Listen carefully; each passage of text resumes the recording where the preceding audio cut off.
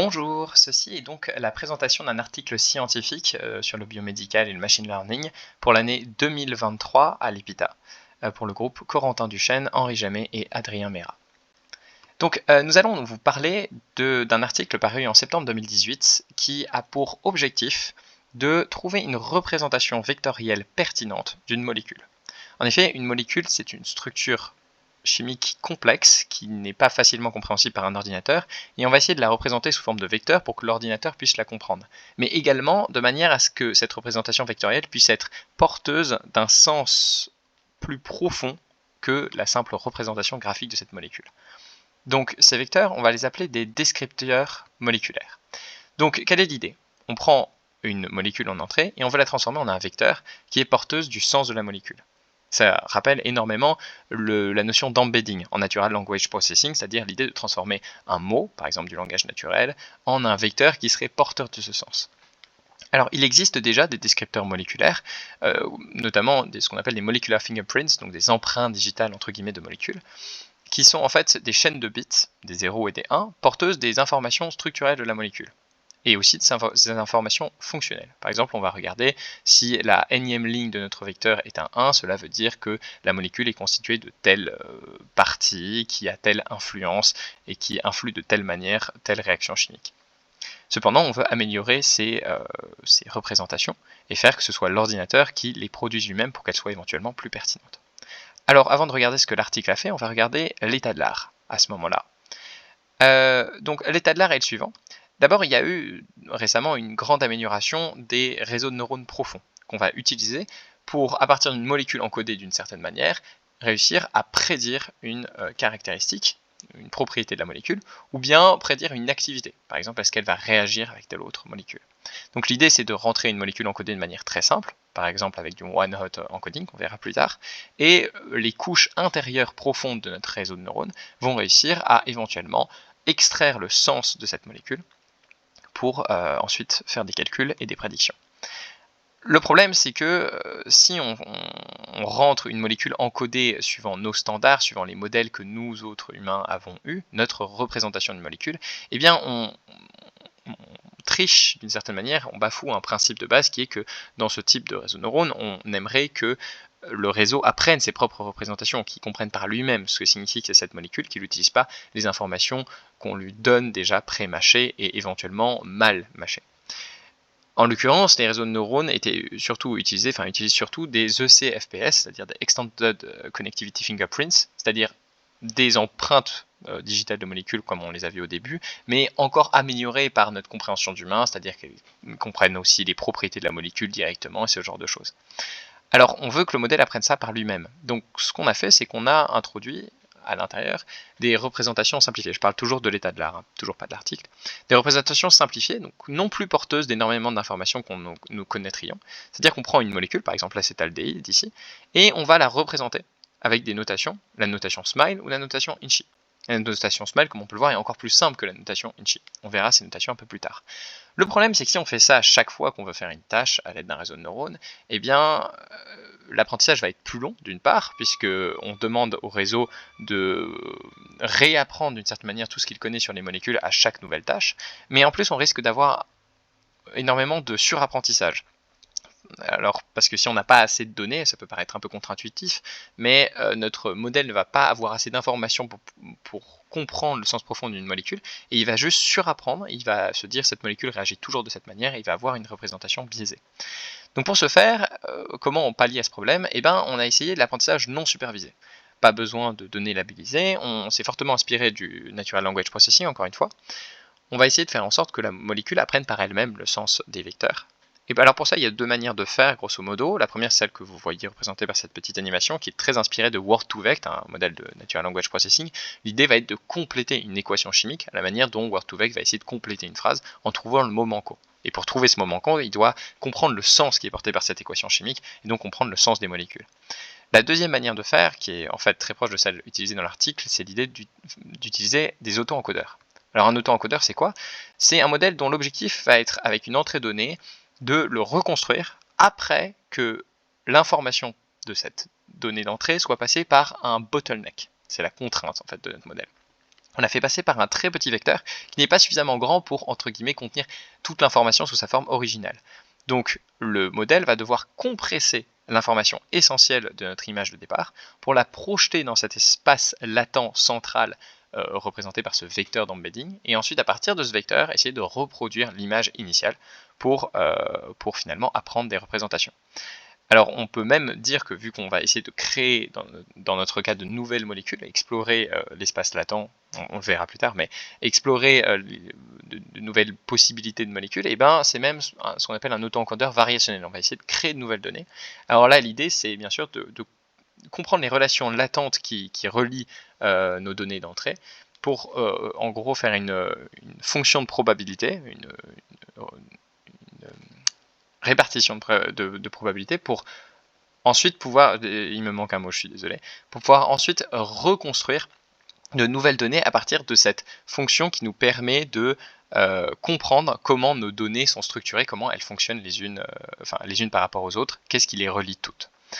Alors l'idée de l'article, ça a été de partir de cette idée d'auto-encodeur et de la transformer en quelque chose de différent.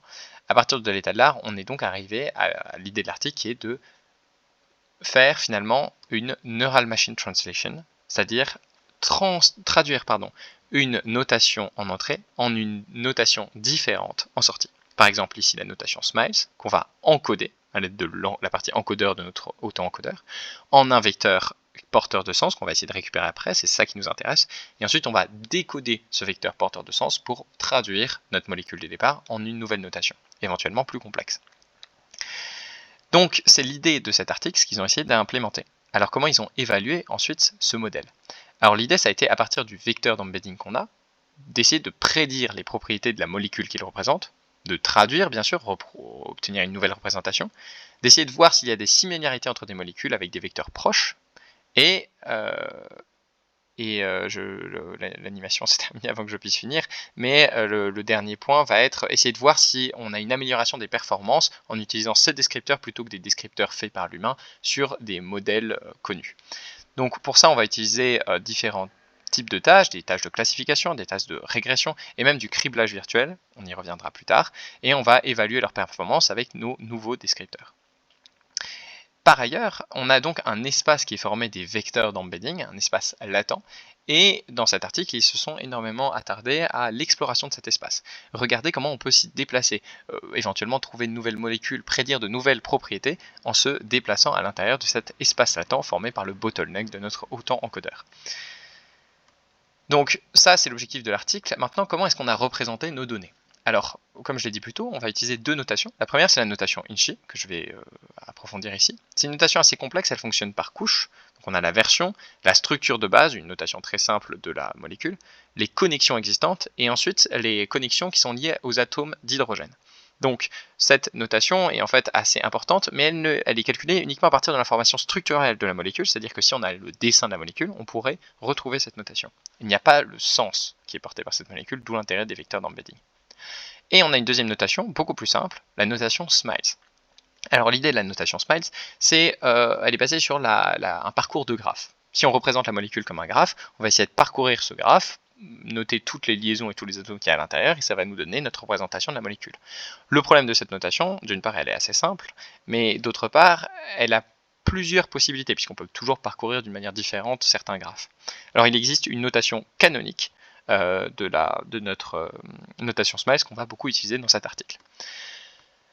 Finalement, nous avons la tokenisation des entrées. Alors, on a nos deux notations. Comment est-ce qu'on va les traduire? Alors, pour qu'elles soient compréhensibles pour l'ordinateur. Alors, l'idée va être donc de prendre, par exemple, la notation Smile, de regarder les nombres d'occurrences de chaque caractère, et on va transformer ça en un vecteur one-hot. Alors un vecteur one-hot, c'est un vecteur constitué uniquement de 0 et de 1. Un 1 si il y a une lettre concernée, la lettre qu'on considère et se trouve à la ligne où il y a le 1, et un 0 sinon.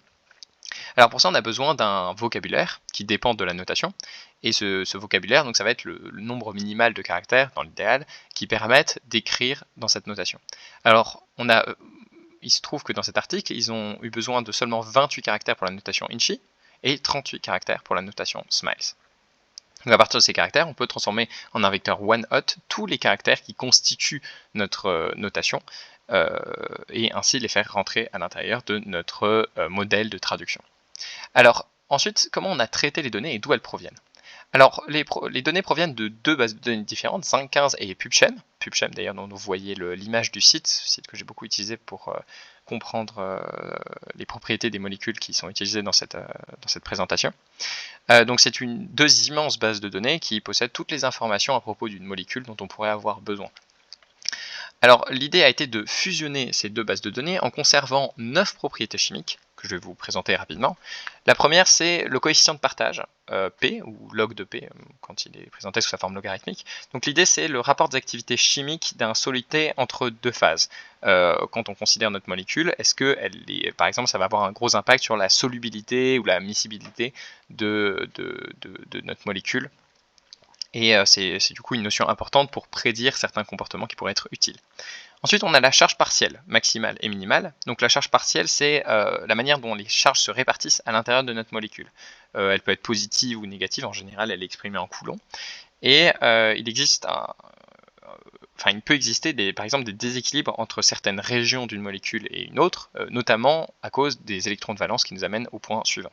Donc on va aussi essayer de retenir le nombre d'électrons de valence. Donc un électron de valence, ça vient bien sûr de l'atome. Un électron de valence, c'est un électron qui se trouve sur les couches électroniques les plus externes de notre atome, qui a le plus de facilité à partir de notre atome pour aller vers un autre. Et comme il est très loin du noyau, il est facilement excitable. Donc ça a un gros impact sur les réactions chimiques entre atomes en fait. Ensuite, on a le nombre de donneurs et d'accepteurs de liaisons hydrogène. Alors, les liaisons hydrogènes sont en fait un point extrêmement important en chimie moléculaire puisque elles impactent sur la manière dont les molécules entre guillemets se collent les unes aux autres.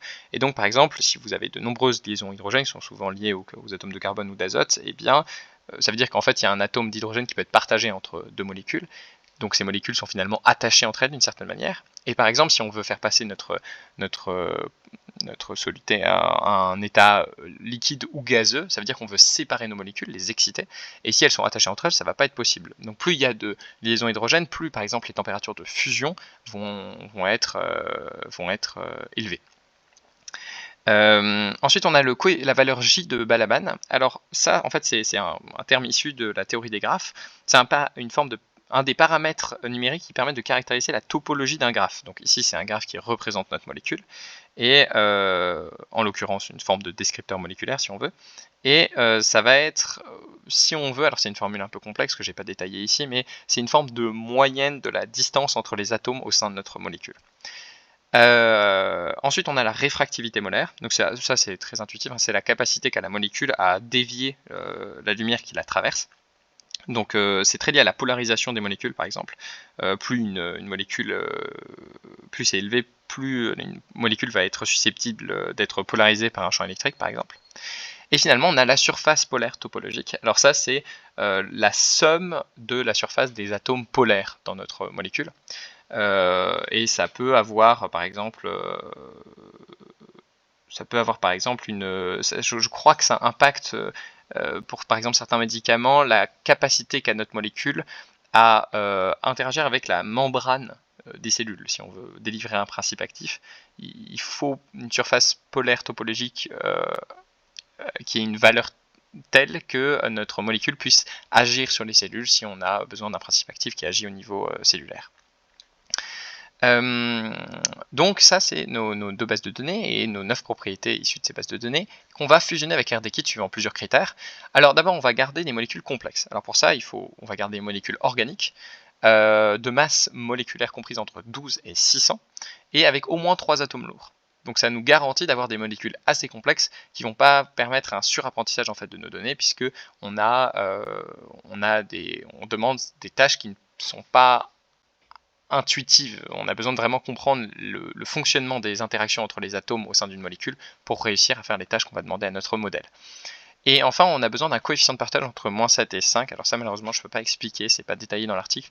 J'ignore pourquoi ils ont sélectionné spécifiquement ce coefficient de partage, mais c'est une des conditions pour que nos composés soient pris en compte.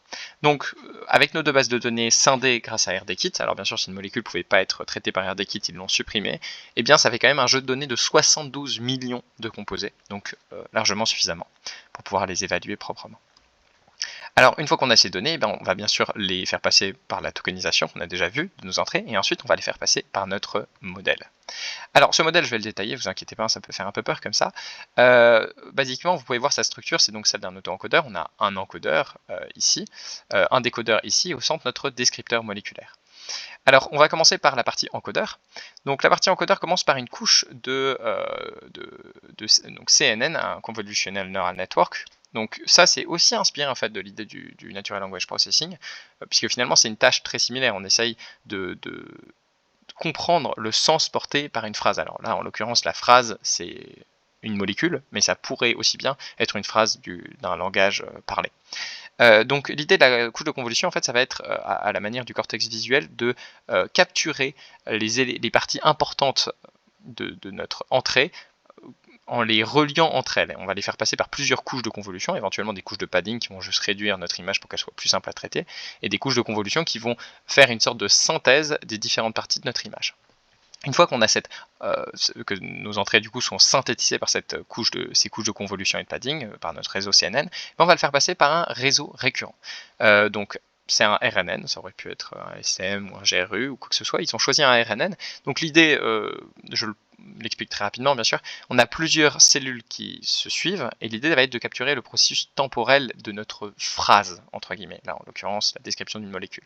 Donc on fait rentrer chacun des vecteurs one-hot, enfin là en l'occurrence c'est la sortie de notre couche de convolution précédente, donc c'est pas nos vecteurs one-hot, mais des sorties de notre couche de convolution, on va les faire rentrer dans chacune des cellules de notre RNN.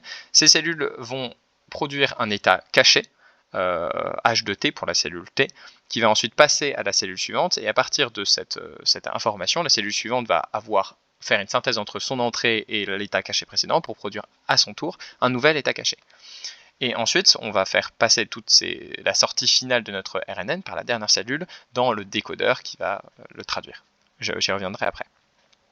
Donc ça passe par, ensuite à la sortie de notre RNN, une couche entièrement connectée qui prend donc en compte toutes les sorties des cellules de notre RNN, et donc une couche entièrement connectée, le nom vient de CNN, c'est pour ça que j'ai écrit originaire des CNN, et donc c'est simplement une couche où tous les neurones sont connectés aux neurones de la couche précédente, en l'occurrence de la couche RNN. Et finalement, à l'issue de cette couche entièrement connectée, qui permet finalement de faire une forme de synthèse du résultat de notre RNN, nous avons notre descripteur moléculaire, notre Graal, ce que nous cherchions. Donc, ce descripteur moléculaire, le problème c'est qu'on aimerait qu'il garde vraiment le sens de la molécule. Donc pour ce faire, dans l'article, ils ont eu l'idée d'ajouter un classificateur de propriétés qui va essayer de prédire les propriétés de notre molécule à partir de ce vecteur. Donc ce classificateur de propriétés, qu'est-ce qu'il fait? C'est simplement 3 couches entièrement connectées qui prennent en entrée l'espace latent, donc notre vecteur, notre embedding, et ce vecteur, qui est notre descripteur moléculaire finalement, il va le transformer en un vecteur de probabilité que la molécule ait chacune des probabilités, des propriétés de la molécule éventuellement, c'est donc P1, P2, P3, etc. jusqu'à Pn. L'idée c'est donc de forcer à capturer la sémantique de la molécule, le sens porté par la molécule. Donc ensuite, on a la sortie de notre classificateur de propriétés qui est donc exactement ce que j'ai expliqué, un vecteur contenant la probabilité que la molécule ait chaque propriété. Donc par exemple là, si on prend la propriété P2, on a 21% de chance que la molécule ait la propriété P2. Ensuite, à partir de cette sortie du classificateur, on va faire une première fonction de perte. Donc une fonction de perte, ça va être une cross-entropie entre la sortie de notre modèle et le vecteur de probabilité de possession, la sortie de notre modèle qui est le vecteur de probabilité de possession de chaque propriété et la représentation traduite exacte. C'est-à-dire le vecteur one-hot des 1 et des 0 de possession réelle de chacune de nos propriétés. Je réalise que c'est une erreur, ce n'est pas un vecteur one-hot, puisqu'il peut y avoir plusieurs 1, puisqu'une molécule peut avoir plusieurs propriétés. Donc il ne s'agit pas d'un vecteur one-hot en soi, mais on va le comparer. Donc là vous pouvez le voir, on a notre matrice de prédiction, notre matrice des labels, et on va regarder à quel moment la prédiction est à peu près égale au label et quelle est la différence. Donc pour ça on va utiliser la cross-entropie, donc vous avez la formule à l'écran, l'idée étant de minimiser la différence entre notre prédiction et la sortie réelle.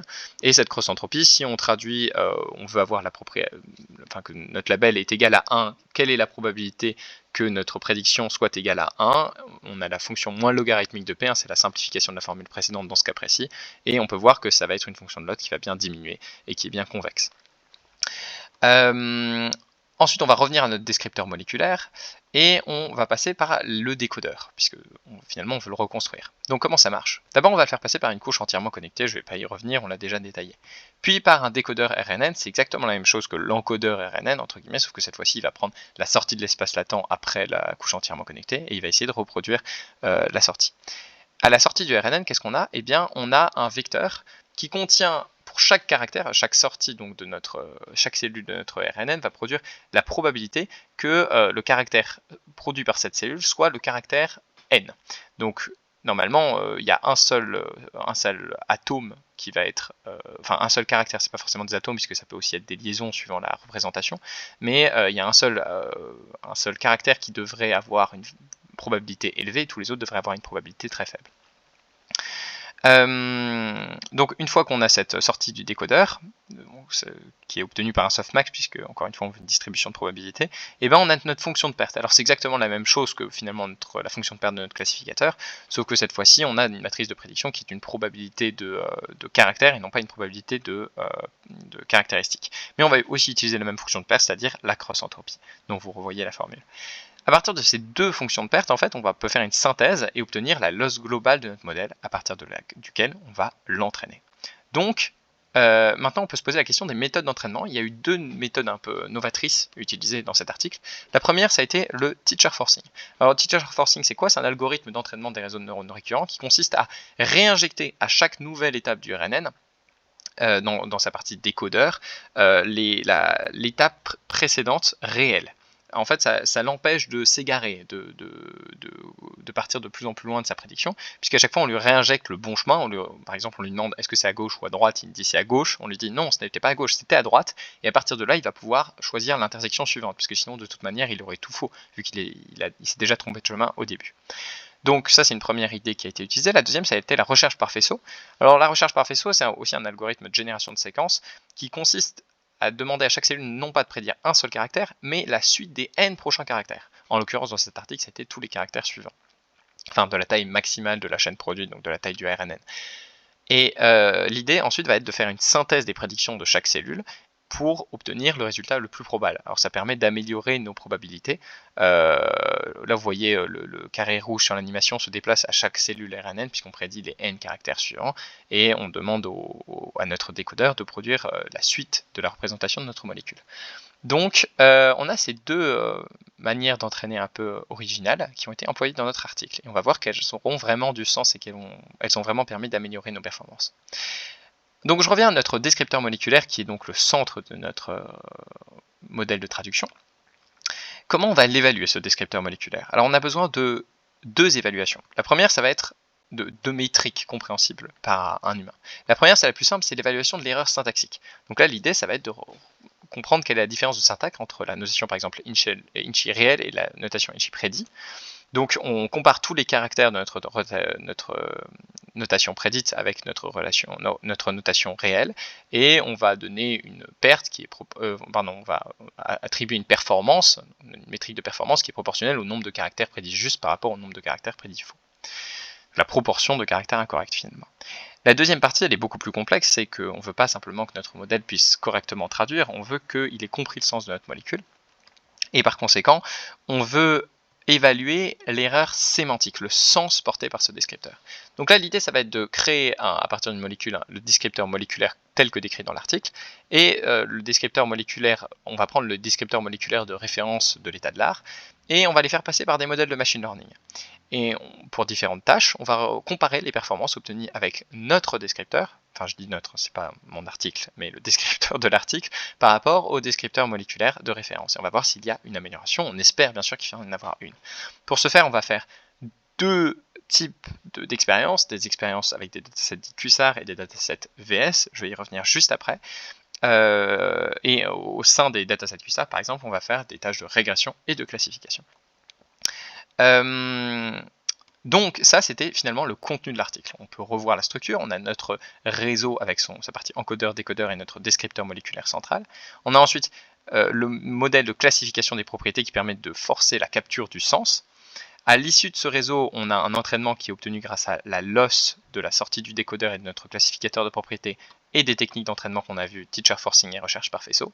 Et ensuite, on va évaluer notre descripteur moléculaire à l'issue de l'entraînement, ou même pendant l'entraînement, à l'aide de deux métriques, l'évaluation de l'erreur syntaxique et l'évaluation de l'erreur sémantique. Alors, on va détailler cette évaluation d'erreur sémantique. Pour ça, on va utiliser, on a besoin de plusieurs choses.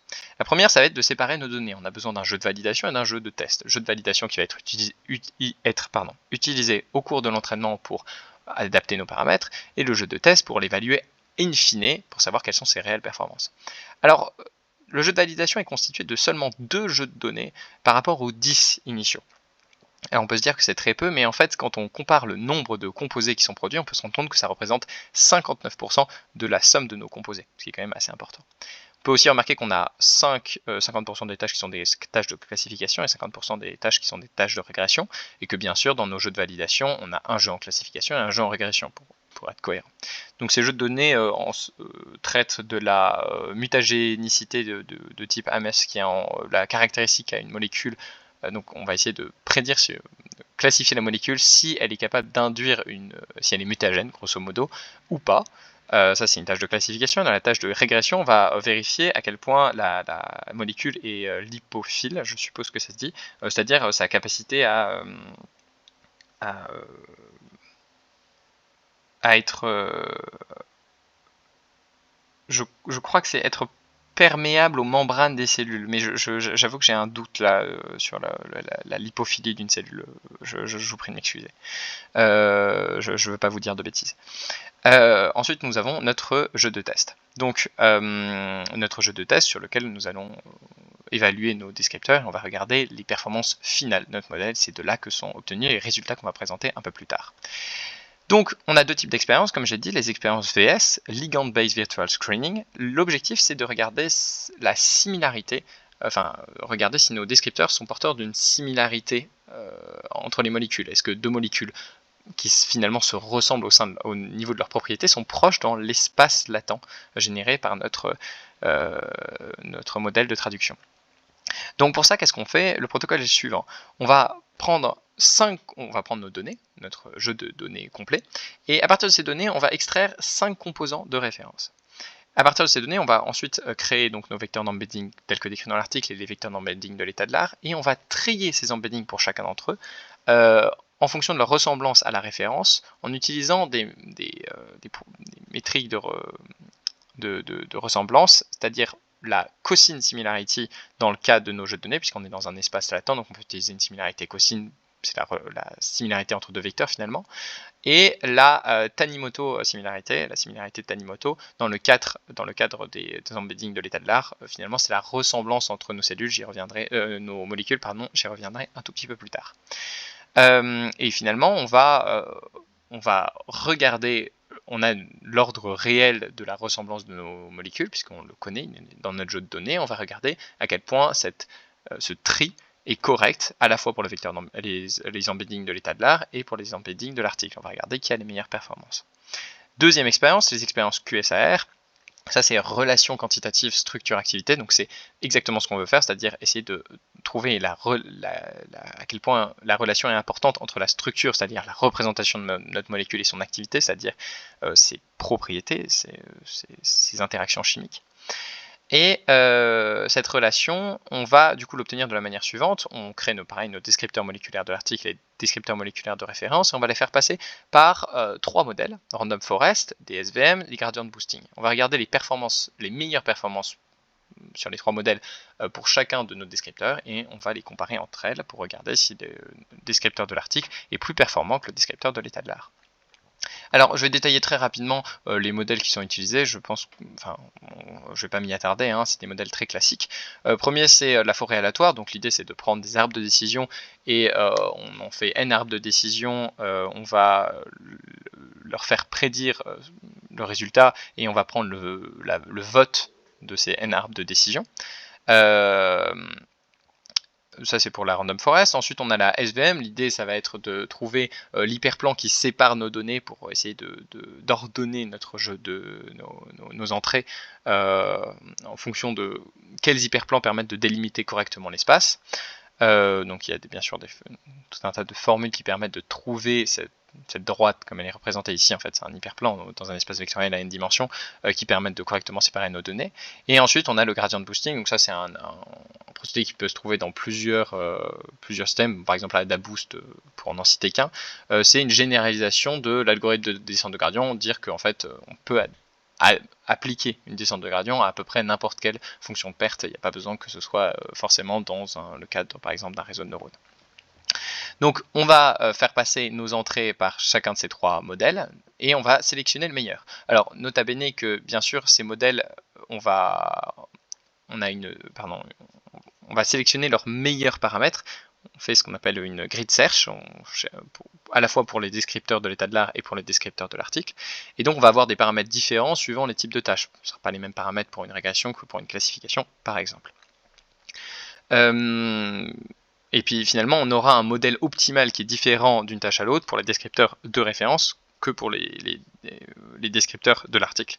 Et notamment dans le cadre des descripteurs de l'article, ça peut être intéressant de noter que c'est le SVM qui va l'emporter, qui va dans quasiment tous les cas être le meilleur modèle permettant d'exploiter ces vecteurs d'embedding produits tels que nous les avons produits avec cette machine de translation. Donc une fois qu'on a cette sélection du meilleur modèle, on va essayer de l'évaluer. Alors pour ça, dans le cas d'une classification, on va utiliser la courbe ROC et AUEC, c'est-à-dire Area Under Curve, l'intégrale de notre courbe ROC. Et dans le cas d'une régression, on va utiliser le coefficient R carré, le coefficient de détermination. Donc le coefficient de détermination, vous l'avez à l'écran, en fait c'est simplement la proportion des valeurs prédites correctement sur la proportion totale des valeurs, sur la proportion moyenne des valeurs, on essaye de le maximiser. Et dans le cas d'une classification, on a donc la courbe ROC, qui est un rapport des prédictions correctes sur les prédictions manquées, en gros la rappel et la précision quelque part, et on peut tracer cette courbe. Je ne vais pas y passer des heures, mais l'objectif c'est bien sûr de maximiser l'air sous cette courbe. On essaye finalement de ramener notre courbe d'une certaine manière dans le coin le plus en haut à gauche de notre graphique. Maximiser l'air sur notre courbe, c'est-à-dire maximiser notre rapport de prédiction correcte sur le rapport de prédiction manquée. Donc à partir de ces coefficients de détermination, à partir de ces évaluations, on a nos résultats. Accrochez-vous, on arrive à la fin. Déjà, on a les résultats au cours de l'entraînement. Alors, au cours de l'entraînement, qu'est-ce qu'on a eu? Alors, vous avez donc un graphe qui indique au cours de chaque étape de l'entraînement, donc par exemple au bout de 15 000 étapes, quelle est la précision de notre modèle, accuracy. Et on a pour 4 courbes. Donc, la traduction d'une notation smile à la notation smile canonique, la traduction d'une notation smile à la notation smile canonique sans utiliser le classificateur de propriété, celui qui oblige à utiliser le sens des molécules, qu'on avait vu tout à l'heure, la traduction de la notation Inchy à la notation smile, et la traduction de la notation smile canonique à de nouveau la notation du smile canonique, c'est-à-dire finalement un auto-encodeur tel qu'il y en avait à l'état de l'art. Alors, ce qui est intéressant, c'est, vous remarquerez déjà qu'il n'y a pas de traduction de smile à Inchy. Simplement parce que la notation Inchy semble trop complexe et la notation smile pas assez porteuse de sens pour permettre de la reconstruire. C'est pour ça que en fait, le modèle n'a jamais réussi à converger et qu'on n'a pas de résultat là-dessus. Alors ce qu'on peut voir ici, et ce qui est assez intéressant, donc pour la traduction, toutes les courbes sont à peu près les mêmes, mais le meilleur résultat est de la notation smile à la notation, de la notation smile canonique à la notation smile canonique, la courbe rouge. Et en fait, c'est aussi le plus simple. C'est assez logique que les performances soient meilleures, puisqu'on a enlevé, on demande simplement de traduire la même chose. Mais on peut le voir que pour la régression et pour la classification, c'est aussi celui qui a les moins bonnes performances, puisque finalement, on ne demande que c'est pas une traduction, c'est simplement un auto-encodeur comme on avait vu au début. Donc là, on voit que l'idée de machine de traduction est finalement plus efficace. Alors, un autre truc qu'on peut noter, c'est que la notation smile à la notation smile canonique sans utiliser le classificateur de propriété, donne de meilleures performances pour simplement la traduction que la traduction de smile à smile canonique en utilisant le classificateur de propriété. Mais à nouveau, quand on regarde la régression et la classification, les performances en utilisant le classificateur de propriété sont nettement meilleures dans le cas d'une régression et meilleures et ils vont converger vers la même chose dans le cadre d'une classification. Cela montre que finalement ce classificateur de propriété a vraiment une utilité, il force le modèle à capturer le sens réel de la molécule et pas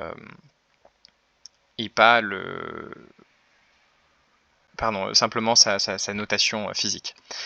Donc ça, ce sont nos 3 résultats au cours de l'entraînement. Et maintenant, on peut regarder pour notre expérience VS et notre expérience QSAR, quels sont nos résultats. Alors pour l'expérience VS, ils sont extrêmement probants. On peut voir donc pour 2 bases de données DUD et MUV, on a pris le descripteur tel que produit dans l'article, ici et là, et les 10 meilleurs descripteurs de l'état de l'art, et on a comparé donc les performances de la courbe ROC à UEC qu'on essaie donc de maximiser, je rappelle, enfin de l'area under curve de la courbe ROC. Donc on voit que le modèle de traduction tel que décrit dans l'article produit des descripteurs qui sont capables de donner la meilleure corrélation, la meilleure ressemblance entre les molécules. Les molécules se ressemblent énormément, enfin il y a une forte corrélation entre la proximité des molécules dans l'espace latent et leur ressemblance chimique réelle, puisqu'on a une area under curve qui est nettement plus grande que pour tous les autres descripteurs. Ça, c'est les résultats de notre expérience VS. Ils sont nettement meilleurs dans le cas de la base de données DUD que dans la base de données MUV, mais les auteurs ne sont pas attardés sur cette différence de résultats. Et ensuite, on a les résultats de l'expérience QSAR. Donc là, on a donc 2 manières d'évaluer nos données, un cluster CV et un random CV. C'est-à-dire qu'on va séparer nos données en un jeu d'entraînement et des jeux de validation au sein même de l'entraînement. Et soit on peut sélectionner ces jeux, donc ça va être, ils sont séparés en 5 jeux différents à chaque fois, soit on peut sélectionner ces jeux de manière aléatoire dans le cadre d'un random CV, soit on peut les faire à partir de la sortie d'un K-means, K plus proche voisin, un algorithme de sélection des ressemblances entre guillemets, ce qui va bien sûr rendre les choses plus difficiles, puisque comme les molécules utilisées dans l'entraînement se ressemblent à cause de l'algorithme K-means, eh bien, il y aura moins de choses à extraire. Donc on peut voir que le modèle comme produit dans l'article, enfin c'est pas le modèle mais les résultats des modèles à partir du descripteur produit dans l'article sont en général au moins aussi bons que l'état de l'art, si ce n'est meilleur. Par exemple là dans le cadre d'une tâche de, du coup ça va être une tâche de régression, puisque c'est coefficient R carré sur le jeu de données est seul, et ben on a une nette domination des descripteurs tels que produits dans l'article. Ces résultats nous montrent que les descripteurs sont, pour des tâches de classification et de régression avec des modèles standards ou des modèles ensemblistes, extrêmement performants, au moins aussi bons que les meilleurs descripteurs de l'état de l'art actuel. Donc à partir de ces très bons résultats, on pourrait se dire que c'est terminé, mais il nous reste une dernière chose à faire, je vous l'avais promis, c'était la partie la plus intéressante en fait, c'est l'exploration de l'espace latent, cet espace vectoriel sur lequel on peut se balader avec une application continue en soi, qui est produit par nos vecteurs d'embedding. Et cette exploration de l'espace latent, eh bien, elle a donné de très intéressantes conclusions, comme je vais vous les présenter. Alors d'abord, on va redécrire l'idée. L'idée, c'est que si on a des molécules qui sont dans un espace à n dimensions, alors bien sûr, là elles sont représentées dans un espace à 3 dimensions, parce que sinon on aurait du mal à le voir. On a nos molécules dans un espace à n dimensions, qu'est-ce qui se passe si on les projette dans un espace à 2 dimensions? Donc ça, c'est l'analyse en composantes principales. Donc je vais tracer un axe avec la 3 dimensions, mais je vais le réduire à 2 dimensions. Et on va projeter nos molécules dessus. Donc là, je vais prendre le cas de la molécule de méthane. Donc on a un vecteur qui amène à cette molécule de méthane, c'est-à-dire la possibilité. Qu'est-ce qui se passe si on ajoute un vecteur, qu'on va dans une direction quelconque de notre espace? Est-ce qu'on va tomber sur une molécule qui existe? Est-ce qu'on peut prédire ses propriétés? Est-ce qu'on peut remarquer quelque chose? Et surtout, qu'est-ce qui se passe si je fais ce déplacement suivant une première dimension ou une deuxième dimension? Quel est l'impact des dimensions? Donc déjà, comment ils ont fait pour obtenir leurs résultats? Eh bien, ils ont pris 1000 composants au hasard, ils ont reproduit donc 1000 fois l'expérience, et ce qu'ils ont fait, c'est qu'ils ont fait un déplacement à partir de la position indiquée par le vecteur après embedding de notre molécule. Ils se sont déplacés positivement et négativement selon chacun des 2 axes principaux, après l'analyse en composantes principales. Alors la première chose qui en ressort, c'est qu'on a une très grande cohérence des molécules générées. Si on regarde ce tableau des résultats, on va regarder la distance euclidienne au sein de notre espace, c'est-à-dire à quel point, vous voyez, les points sont éloignés. Par exemple ici, l'ichlorhydrique acide est assez proche de l'acétate, donc est-ce que ça va être proche, donc ça va avoir une distance euclidienne faible, et ça devrait être proche dans d'autres distances qui montre par exemple la notation ou le sens des molécules. Donc là, on revient à la distance de Tanimoto, je vais la détailler un peu. L'idée, c'est de regarder la superposition de 2 ensembles. Donc là, l'ensemble, c'est nos deux molécules, et on va regarder à quel point nos molécules sont proches, c'est-à-dire l'intersection de nos molécules sur l'union de nos deux molécules. Quelle est la proportion de molécules, quelle est la proportion de chacune des deux molécules qui sont partagées, à quel point elles se ressemblent. On peut voir que c'est proportionnel. Plus on augmente la distance euclidienne dans notre espace d'embedding, plus notre distance de Tanimoto dans notre notation augmente aussi, et de manière relativement linéaire. Ensuite, les RAID 1, RAID 2, RAID 3, c'est en utilisant, vous savez, on avait utilisé une recherche par faisceau. Je vous avais dit qu'on y reviendrait. La recherche par faisceau consistait à prédire plusieurs fois pour chacune des sorties de notre RNN, on va prédire toute la suite de la notation de notre molécule. Et ce qu'on va faire, c'est que si on n'utilise que la dernière sortie de notre molécule, on va avoir un résultat moins précis. Et à mesure qu'on fait la synthèse des sorties de toutes nos cellules, on va avoir un résultat de plus en plus précis. Donc RAID 1, ça veut dire qu'on n'utilise qu'une seule sortie, la meilleure. Puis RAID 2, ça veut dire qu'on utilise les deux meilleures qu'on fait la synthèse. RAID 3, ça veut dire qu'on utilise les trois meilleures qu'on fait la synthèse. Et on va regarder, donc ça c'est la proportion de molécules qui existent. Donc on a pris 1000 composants, on est allé en positif et en négatif pour chacun des axes, ça nous fait donc 4 mouvements. Donc on a fait 4000 tests, et sur ces 4000 tests, d'ailleurs je m'excuse, je me trompe, dans la création de ce tableau, je vois qu'ils ont pris 100 directions différentes. Donc on n'est même pas sur 4000 tests, mais sur 100 000 tests, tout simplement. Et on va regarder, du coup, quelle est la proportion de molécules qui existent, dont après, une fois qu'on a appliqué notre deuxième vecteur, là je vous rappelle, on applique un premier vecteur en bleu ici, puis on se déplace d'un nouveau vecteur en rouge, et est-ce que cette molécule là avec les 3 points d'interrogation existe?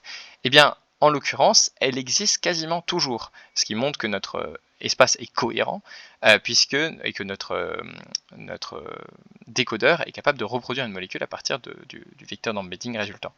Vous voyez, si on prend par exemple le RAID 3, donc l'un des plus performants, on a 100% des molécules jusqu'à une distance euclidienne de 17, donc une distance de Tanimoto de 0,83. Ça veut dire que nos molécules sont finalement extrêmement éloignées, et il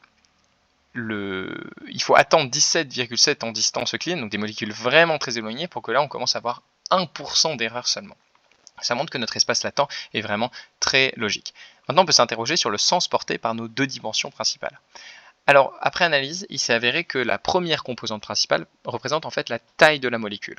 Plus on augmente cette composante principale, plus on se dépasse vers la droite sur notre axe, qui est le premier axe de la composante principale, plus notre molécule, on va lui ajouter des atomes, plus elle va grandir, grossir. Donc on peut le voir sur cet espace, on part de cette molécule, et plus on se déplace vers la droite, plus on va augmenter notre molécule, plus elle va devenir grosse, tout en restant cohérente, et c'est une molécule qui existe, ou qui pourrait exister. Et ensuite on a notre seconde composante principale, qui représente ici la polarité de la molécule. Donc la polarité, c'est la répartition des charges. Est-ce que notre molécule finalement penche, entre guillemets, d'une certaine manière, vers la droite, parce que ses charges sont plutôt orientées vers la droite ou vers la gauche? Et la polarité d'une molécule, c'est est-ce qu'elle est symétrique ou pas? Et pareil, on a une forte influence. Plus on se déplace vers la droite, plus notre molécule semble devenir polaire. Donc ce sont nos deux composantes principales, et on peut voir qu'elles sont vraiment porteuses de sens. Et c'est assez intéressant de voir que la machine de traduction a permis de trouver que les deux propriétés principales permettant de décrire une molécule, pour décrire ses propriétés, sont vraisemblablement la taille et la polarité. Donc ça, c'est finalement l'analyse résultant de l'espace latent produit par les vecteurs d'embedding de la machine de traduction présentée dans cet article. Finalement, nous avons réussi à obtenir notre résultat, c'est-à-dire un descripteur moléculaire. Et là, on revient au début de cette présentation. Nous avons réussi à transformer notre molécule en un vecteur porteur de sens qui est cohérent, qui est logique, qui est pertinent et qui est compréhensible par une machine. Je vous remercie pour votre écoute. J'espère que j'ai été clair. Merci encore.